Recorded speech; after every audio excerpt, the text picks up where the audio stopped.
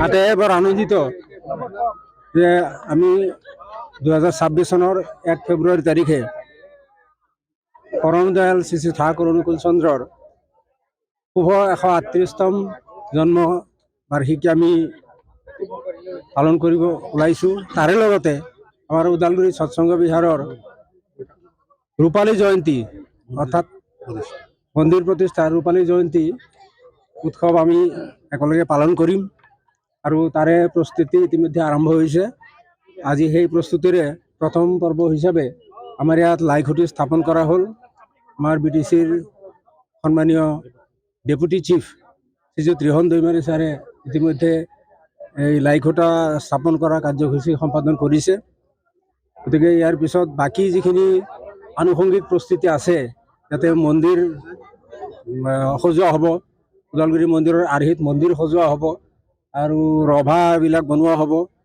গোটেইখিনি প্ৰস্তুতি আমি অহা এমাহ বা 1.5 মাহৰ ভিতৰত আমি সম্পূৰ্ণ কৰি পেলাই আমি আশা কৰাৰ মতে আমি অহা 1 ফেব্ৰুৱাৰীত শ্ৰী শ্ৰী ঠাকুৰৰ এই মহা মহোৎসৱ আমি সাফল্যমণ্ডিত কৰিব পাৰিম বুলি আমি আশা ৰাখিছোঁ। এদিনীয়া কাৰ্যক্ৰম লৈছে আৰু হয় হয়, কাৰ্যসূচী একেদিনীয়া কাৰ্যসূচী হ'ব। এদিনে ৰাতিপুৱা 5টা বজাৰ পৰা ৰাতি 10টাত শেষ হ'ব। কি থাকিব? কেনেকুৱা ধৰণৰ কাৰ্যসূচী থাকিব? প্ৰথমতেতো ৰাতিপুৱাৰ যিটো আমাৰ বিনতি প্ৰাৰ্থনা হয়, এই বিনতি প্ৰাৰ্থনা তাৰে আগতে নহবত বুলি আছে, উষা কীৰ্তন আছে। সেইখিনিৰ পিছত আমাৰ ৰাতিপুৱাৰ বিনতি প্ৰাৰ্থনা হ'ব, তাৰপিছত নাম কীৰ্তন হ'ব ইয়াতে, তাৰপিছত এখন ধৰ্মালোচনী সভা হ'ব আৰু মহিলাসকলে আমাৰ আই মাতৃসকলে তেওঁলোকে মাতৃ সন্মিলন কৰিব আৰু সন্ধিয়ালৈকে আমাৰ সন্ধিয়া সময়ত আমাৰ সাংস্কৃতিক অনুষ্ঠান থাকিব। গতিকে এইখিনি হৈ পেলাই ৰাতি 10টা বজাত আমাৰ হয় হয় এক্সিবিশ্যন এখন আমাৰ আয়োজন কৰিছোঁ।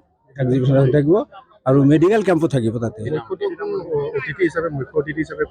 মুখ্য অতিথি হিচাপে ইতিমধ্যে আমি মানে একেবাৰে হেৰি পোৱালৈকে নিশ্চিতি পোৱাটো IIT গুৱাহাটীৰ এজন প্ৰফেচাৰ লিংগৰাজ চাহু, তেখেত মুখ্য বক্তা হিচাপে আহিব। তেখেতক আমন্ত্ৰণ জনোৱা হৈছে, তেখেতে আমাৰ আমন্ত্ৰণ স্বীকাৰো কৰিছে ইতিমধ্যে।